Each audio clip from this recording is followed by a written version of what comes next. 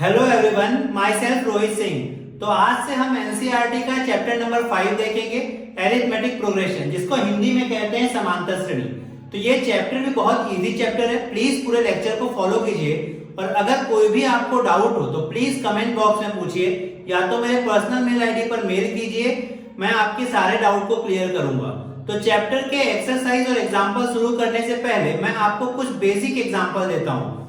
तो इस चैप्टर की कहां पे जरूरत पड़ती है, तो मान लीजिए कि एक्स नाम का एक पर्सन है जिसने कोई कंपनी ज्वाइन की। कंपनी जब ज्वाइन की तो उसकी इनिशियल सैलरी जो थी वो 8000 थी, और कंपनी ने उसे ऐसा कहा कि एवरी ईयर 1000 रुपीज का इंक्रीमेंट होगा। मींस फर्स्ट ईयर उसकी जो सैलरी थी वो कितनी थी, 8000। सेकेंड ईयर 1000 इंक्रीमेंट हुआ तो सैलरी कितनी हो गई, 9000।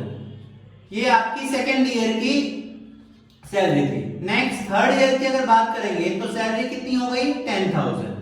तो उसे कंपनी ज्वाइन करने समय ऐसा कहा गया कि एवरी ईयर जो इंक्रीमेंट होगा वो कितना होगा, उनका 1000 होगा, और ऐसा चलता रहेगा जब तक वो कंपनी में रहेंगे। नेक्स्ट एक एग्जांपल दिया, एक और एग्जांपल देता हूं कि वाई नाम की एक गर्ल है, क्लियर है, उसने अपने फर्स्ट बर्थडे पे 100 रुपए की सेविंग की। अब हर बर्थडे पे वो सेविंग की जो अमाउंट है वो 50 रुपीस इंक्रीमेंट कर रही है। तो फर्स्ट बर्थडे पे उसने जो सेविंग की वो कितने की, 100। नेक्स्ट सेकेंड बर्थडे पे उसका कितना हो गया, 150। थर्ड बर्थडे पे उसने कितनी सेविंग की, 200। और ऐसे कर करके उसकी सेविंग क्या होती गई, बढ़ती गई। तो ये दोनों एग्जांपल में आप देखेंगे कि एक पैटर्न है।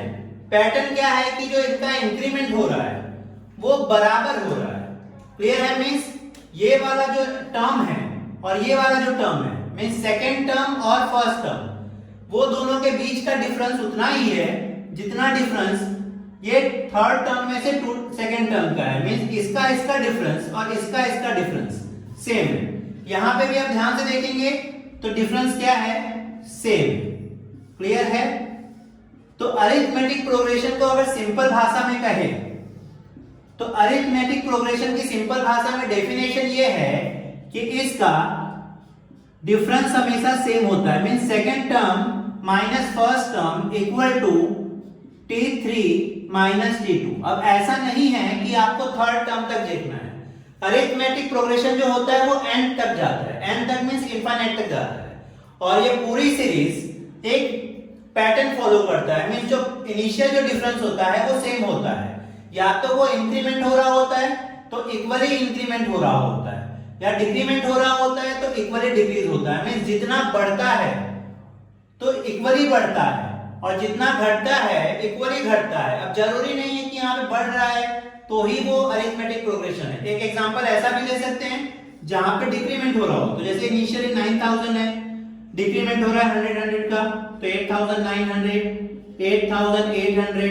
तो देखिए डिक्रीमेंट इक्वली हो रहा है, तो ये भी इसका क्या हो गया, अरिथमेटिक प्रोग्रेशन है। मींस अरिथमेटिक प्रोग्रेशन का पूरे सीरीज में जो डिफरेंस है, मींस जो अंतर है, वो हमेशा क्या रहता है, सेम रहता है, मींस समान रहता है। मींस दो पदों के बीच का अंतर, मींस दो क्रमिक पदों के बीच का अंतर, मैं ऐसा कहूंगा कि दो क्रमिक पदों के बीच का अंतर, दो क्रमिक पदों के बीच का अंतर हमेशा क्या रहता है, सेम रहता है। मींस जो फर्स्ट टर्म है उसके बाद वाला टर्म मींस नेक्स्ट टर्म, वो दोनों के बीच का डिफरेंस हमेशा क्या रहता है, सेम रहता है। तो अरिथमेटिक प्रोग्रेशन की सबसे पहली बात ये है। अब नेक्स्ट आती है पद की। क्लियर, ये एक डेफिनेशन थी कि अरिथमेटिक प्रोग्रेशन क्या है। नेक्स्ट बात करेंगे हम पद की। पद मतलब टर्म। तो ये जैसे आपका जहां से अरिथमेटिक प्रोग्रेशन स्टार्ट होता है वो उसका फर्स्ट टर्म होता है, उसके बाद वाला second term, third, fourth, fifth, ऐसा इनफाइनाइट तक जाता है। तो पद को या तो आप t से दर्शाइए तो भी चलेगा, और एनसीईआरटी में a के फॉर्म में लिखा है तो भी चलेगा। कोई कोई बुक आप रेफर करेंगे तो वहां पे t के फॉर्म में दिया रहेगा तो भी चलेगा, आपकी इच्छा है, क्योंकि ये तो वेरिएबल है। वेरिएबल मतलब ऐसी कोई चीज जो कोई भी वैल्यू क्या कर सकता है, रख सकता है, वही आपको फाइंड करना होता है। क्लियर है? तो अगर t के फॉर्म में लिखेंगे तो ऐसा लिखना पड़ेगा आपको t1 t2 t3 ऐसा इनफाइनाइट तक जाएगा। अगर a के फॉर्म में लिखेंगे तो a1, a2, a3 ऐसा आपका इनफाइनाइट तक जाएगा। तो आपको जो भी सिंबॉलिक रिप्रेजेंटेशन इजी लगे आप वो यूज कर सकते हैं। अगर आप एनसीईआरटी के हिसाब से जाएंगे तो आप ये वाले पैटर्न को याद रखिए कि A1 means first term, A2 means second term, A3 means third term. Means आपको अगर आप क्वेश्चन में A1 पूछा हो या A2 पूछा हो या A3 पूछा हो, इसका मतलब आपको फर्स्ट टर्म, सेकंड टर्म या थर्ड टर्म क्या किया है, फाइंड करने को पूछा है। तो ये एक बेसिक इंट्रोडक्शन था। अभी मैं एग्जांपल स्टार्ट करूंगा, उसके साथ ही आपको कुछ फॉर्मूला भी बताता हूं। तो चलिए अब हम इस चैप्टर का एग्जांपल 1 और एग्जांपल 2 देखते हैं। तो सबसे पहले एग्जांपल 1। तो एग्जांपल 1 की अगर क्वेश्चन की बात करेंगे तो आपके पास एक सीरीज है। क्लियर? आपके पास एक श्रेणी है 3/2, 1/2, -1/2, -3/2। इस क्वेश्चन में आपको पहले से बोला है for the AP. For the AP का मतलब आपको इस बात की टेंशन नहीं लेनी है कि वो एपी है कि नहीं है। वो एपी है, क्वेश्चन में पहले से क्लियर बोला हुआ है। आपको फाइंड क्या करना है, फर्स्ट टर्म और डिफरेंस। तो सबसे पहले टर्म की बात करें तो टर्म में मैंने आपको बताया था अभी भी, और फिर से रिवाइज करता हूं कि सीरीज जहां से स्टार्ट होती है वो उसका फर्स्ट टर्म कहलाता है, उसका नेक्स्ट सेकंड, थर्ड, फोर्थ ऐसा जाता जाता है। तो टर्म को आप ए से लिखे या टी से लिखे दोनों चलेगा, बट मैं यहाँ पे ए वाला सिंबॉलिक रिप्रेजेंट करूंगा। सो ए का मतलब टर्म, कौन सा टर्म, फर्स्ट टर्म, तो A1। क्लियर? तो A1 इस सीरीज के लिए A1 क्या हो गया, 3/2। क्लियर है? नेक्स्ट डिफरेंस की बात करते हैं। तो डिफरेंस, तो यहां पे डिफरेंस का फॉर्मूला आप याद रखिए, A2 माइनस A1। क्लियर है? ये रहा आपका A2 माइनस A1। सो A2 आपका क्या हो गया, 1/2 mean second term, minus first term आपका क्या हो गया, 3/2। अब देखिए जब ऐसे वाली चीज आती है या ऐसे वाले शीट मैथ में आते हैं तो बहुत सारे बच्चे कंफ्यूज होते हैं, बट यहाँ पे कंफ्यूजन जैसा कुछ है नहीं, आपको एलसीएम लेना है। देखिए ये भी सेम है, ये भी सेम है।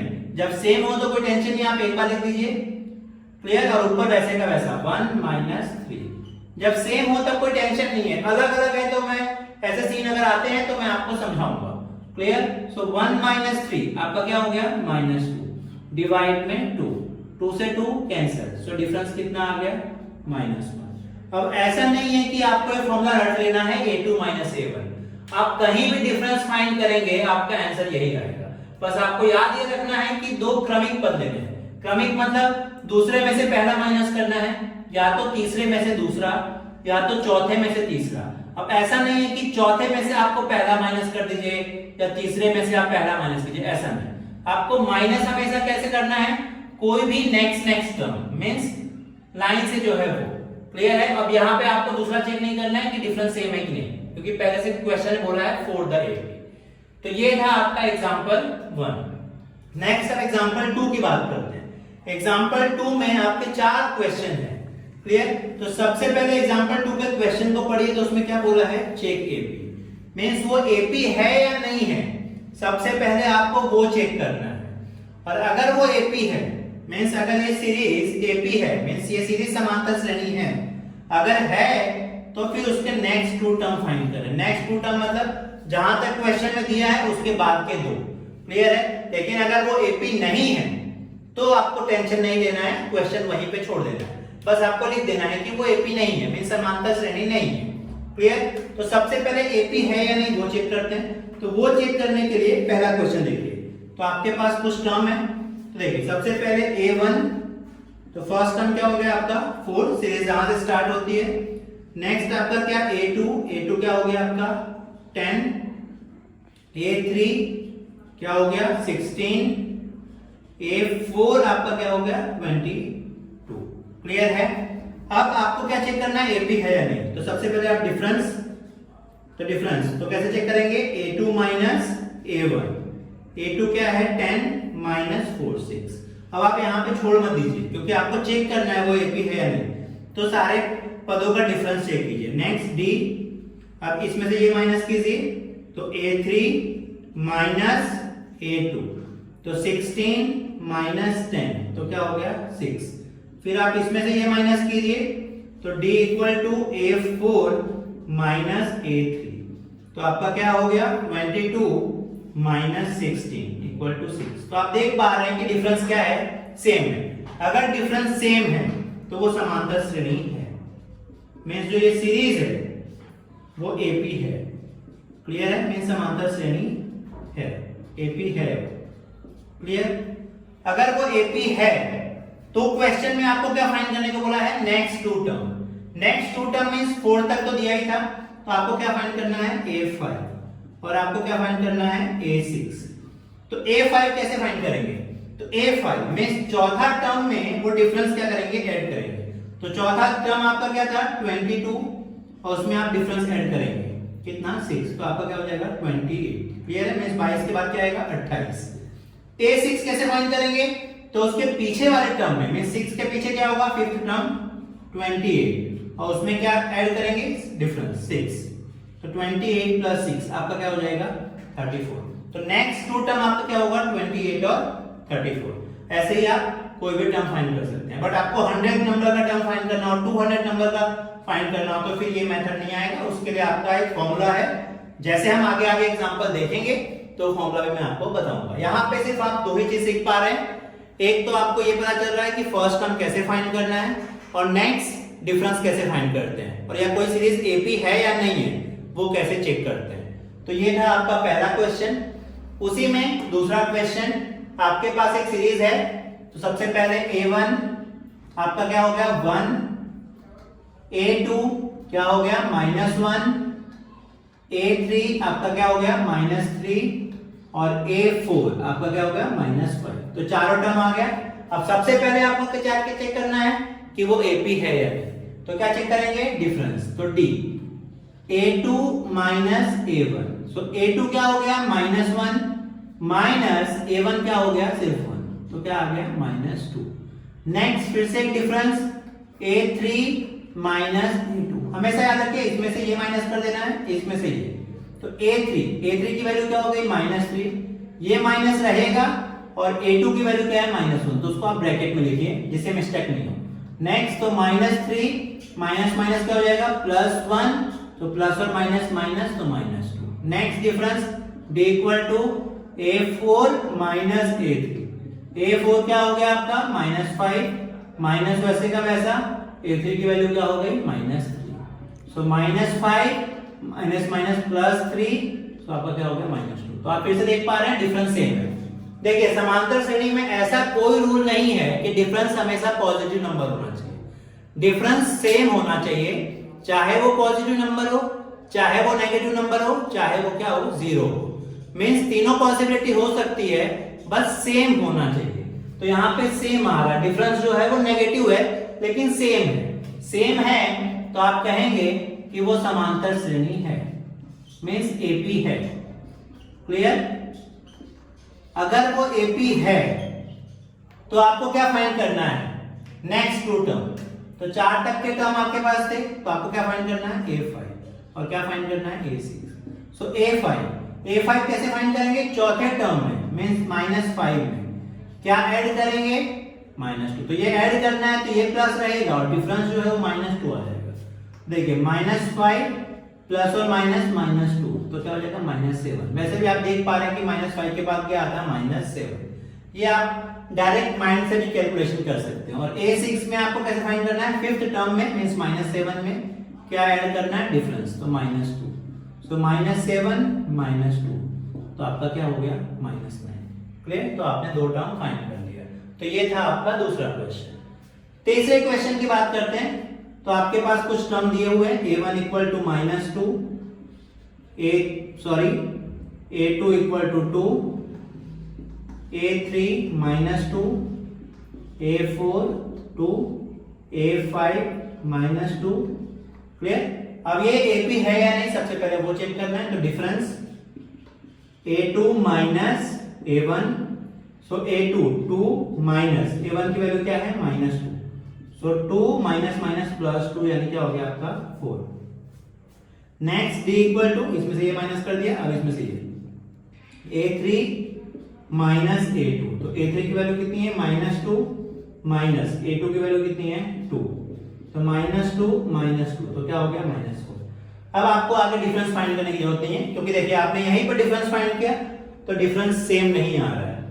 भले ये नंबर सेम है बट यहाँ पे देखिए ये पॉजिटिव है या नेगेटिव है, तो ये गलत है।